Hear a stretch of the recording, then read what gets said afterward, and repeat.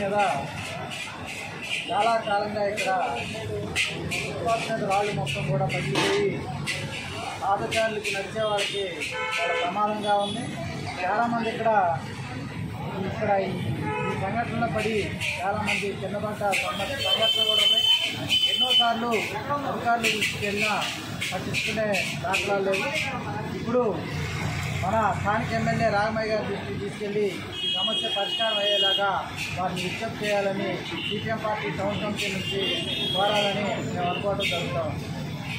Footpath మీద ఏదైతే గతంలో ఉన్నటువంటి ప్రభుత్వం ఏర్పాటు చేసిందో ఈ పిల్లలు ఇవన్నీ కూడా కుంగిపోయి ప్రమాదంలో ఉన్నటువంటి పరిస్థితి ఉంది. ఇక్కడ దీని మీద పాదచారులు నడవాలంటే కాళ్ళు స్లిడ్ అయి కింద పడిపోయే ప్రమాదం ఉంది. ఏదైతే పిల్లలు ఉన్నాయో ఇవన్నీ కూడా కుంగిపోయి ఉన్నటువంటి పిల్లల్ని తక్షణమే తీసేసి మరమ్మతులు చేయాలని చెప్పేసి సిపిఎం పార్టీకి మేము డిమాండ్ చేస్తాము. అదేవిధంగా ఈ ఘటన ఈ సమస్య పైన స్థానిక ఎమ్మెల్యే గారి దృష్టికి కూడా ఈ సమస్య మీద తీసుకెళ్లాలని చెప్పేసి మేము అనుకోవడం జరిగింది.